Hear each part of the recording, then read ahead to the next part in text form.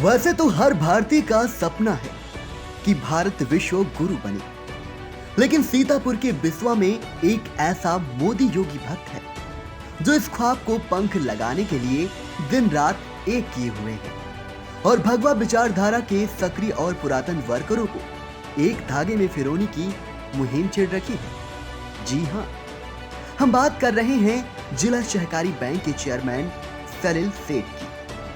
सलिल खुद को बतौर भाजपा कार्यकर्ता के रूप में रखकर विधानसभा क्षेत्र में न सिर्फ काम कर रहे हैं, बल्कि वो समाज के हर वर्ग से सीधा संवाद कर उनसे मोदी योगी सरकार की उपलब्धियों का बखान करते नहीं थकते हैं।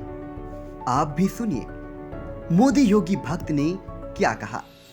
इसको लेकर क्या तैयारी है? 2022 को लेकर कमल को जिताने के लिए हमने जो सपना बचपन से देखा था वो चरितार्थ होता दिख रहा है और 2022 में पुनः 17-19 की पुनरावृत्ति होगी।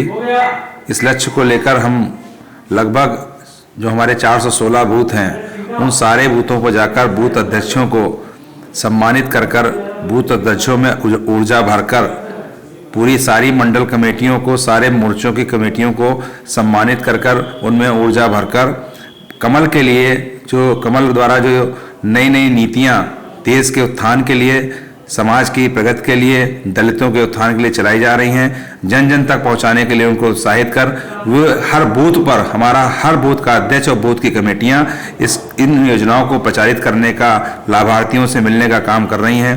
क्योंकि मोदी जी ने और योगी जी ने जो जन कल्याणकारी योजनाएं चलाई हैं वो सर्व समाज के लिए चलाई हैं। उनका नारा ये है, सबका साथ, सबका विकास, सबका विश्वास, सबका प्रयास।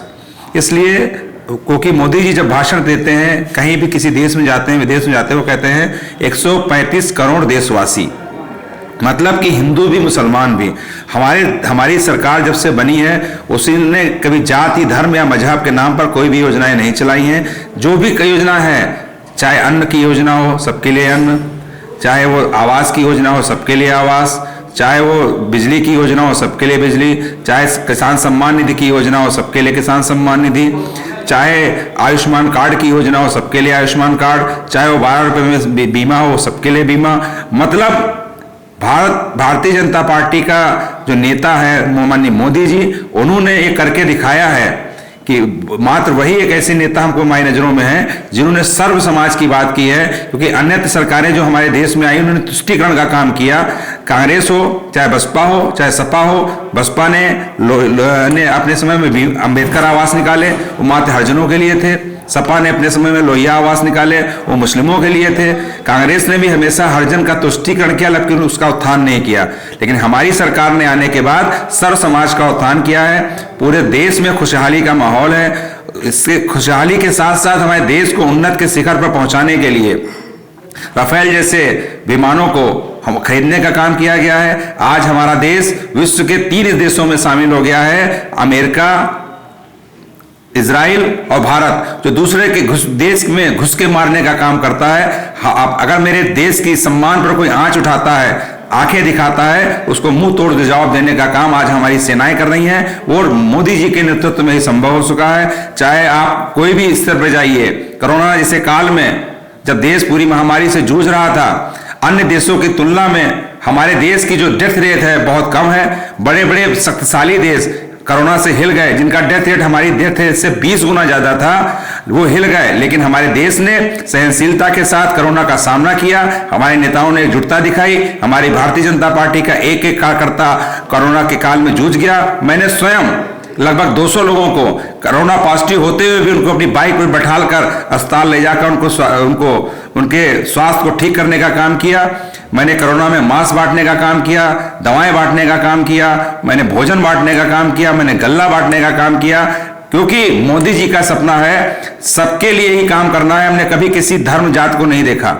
कोरोना जैसे काल में मोदी जी ने सबसे पहले वैक्सीन बनाकर और विश्व की सबसे सस्ती वैक्सीन बनाकर देश के 100 करोड़ देशवासियों को लगाने का काम किया कि उन्होंने ये सिद्ध कर दिया कि लोकतंत्र की जो प्राथमिकता होती, किसी देश का नागरिक भूखा ना सोने पाए, अन्न के माध्यम से देश का कोई भी नागरिक भूखा नहीं सो रहा है। लोकतंत्र की सबसे बड़ी प्राथमिकता दूसरी होती है कि कोई स्वास्थ्य से मरने ना पाए। मोदी जी ने सबसे पहले टीका लाकर निःशुल्क रूप से बिना किसी पैसे को लिए हुए सारे देश के सभी देशवासियों को बिना जात धर्म के भेदभाव के कोरोना का टीका लगाने का काम किया।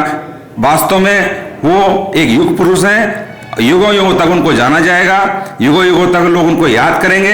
जो देश के लिए उन्होंने कर दिया है, शायद दूसरा कोई प्रधानमंत्री कर पाने में संभव हो। मैं इसकी दावा तो नहीं कर सकता हूं, लेकिन मैंने अपने जीवन में ऐसा ऊर्जावान व्यक्तित्व, ऐसा चेहरा नहीं देखा जो 18 घंटे तक देश की सेवा करता हो और निस्वार्थ भाव से करता हो। जिसका भाई पेट्रोल टंकी पर डीजल भरने का काम करता हो, भाई एक कोटेदार हो, माँ एक छोटे से कमरे में रहती हो, और वो अपने सारे जो भी उनको गिफ्ट मिलते हैं उसका वो पूरी बोली लगवा कर उसके पैसे को विकलांगों को, दिव्यांगों को बांटने का काम करते हैं। निश्चित रूप से भारत हमारा एक दिन विश्व गुरु बनेगा।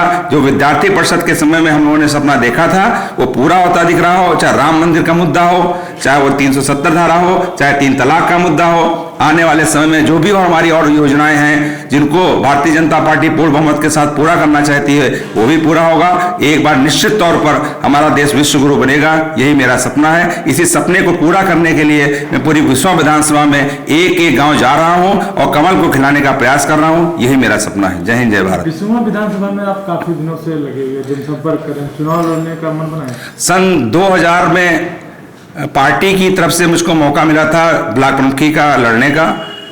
किन्हीं कारणों से विषम परिस्थितियों में भी छोटी सी 13-23 साल की उम्र में मेरे पास 37 वोट होने के बावजूद भी मैं 2 वोटों से हार गया था। कहीं ना मुझसे गलती रही और मेरी पार्टी की तरफ से गलती रही, उसके लिए मैं पीछे नहीं जाना चाहता हूं। उसके बाद मैं लगातार, चाहे वो युवा मोर्चा हो, युवा मोर्चा में जिला महामंत्री के रूप में काम कर युवा मोर्चा में उपाध्यक्ष के रूप में काम कर युवा मोर्चा में विभाग संयोजक के रूप में काम करके, भारतीय जनता पार्टी में जिला महामंत्री के रूप में काम कर सारे जो संकट के काल थे, जब विषम परिस्थितियां थी, जब 2 लोग भी पार्टी के काम में नहीं आते थे, तो मैं अपनी गाड़ी में डंडा, झंडा और पुतला लेके चलता था। जहां लोग को इकट्ठा करता था तो वहां पुतला फूकने का काम करता था। मैंने पूरे जिले में भ्रमण कर उसमें 3000 बूथों पर बूथ कमेटी बनाने का काम किया था। और जो भारतीय जनता पार्टी ने सपना 14 का देखा था उसमें मेरी बहुत ही भूमिका रही थी उसको निभाने में, क्योंकि संगठन को खड़ा करने में मेरा और मेरे अध्यक्ष जिला अध्यक्ष ज्ञान तिवारी जी का बहुत बड़ा रोल था। संगठन में जो कार्यकर्ता बिल्कुल टूट गया था उसको पुनः संबल देकर इकट्ठा कर एक बहुत बड़ा स्तंभ बनाकर भारतीय जनता पार्टी को 2014 में स्थापित करने में सीतापुर जिले में मैंने महत्वपूर्ण काम किया था। और लगातार मैं भारतीय जनता पार्टी के लिए चाहे कोई भी अभियान हो, चाहे सदस्यता का अभियान हो, और क्षेत्र में सर्वश्रेष्ठ में रहा, चाहे वो परिवर्तन यात्रा हो, चाहे वो कोई भी यात्राएं हो जो भी भारतीय जनता पार्टी की तरफ से प्रदेश से चलाई गई, उसके अभियान का प्रमुख में रहते हुए भारतीय जनता पार्टी को आगे बढ़ाने का काम किया है। मैं लगातार संघर्ष कर रहा हूं। इधर विगत 5 वर्षों से, जब से मैं जिला महामंत्री के पद से 19 में हुआ, उसके बाद से मैं विश्व विधानसभा को अपना केंद्र बिंदु मानकर वहां की जनता की सेवा करने का काम कर रहा हूं, वहां के कार्यकर्ताओं में मान सम्मान की रक्षा करने का काम करता हूं। इसलिए मेरी विश्व विधानसभा में एक महती भूमिका रही है, कार्यकर्ताओं को मान सम्मान दिलाने में, जनता को जो भी पीड़ा से बचाने में मेरी महती भूमिका रही है। इसलिए मैं विश्व का सेवक बनना चाहता हूं।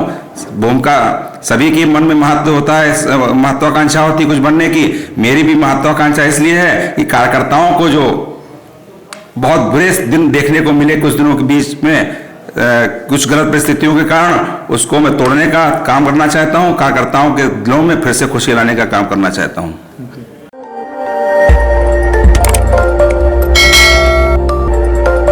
खबर आपकी, नजर हमारी। देखते रहिए आई इंडिया।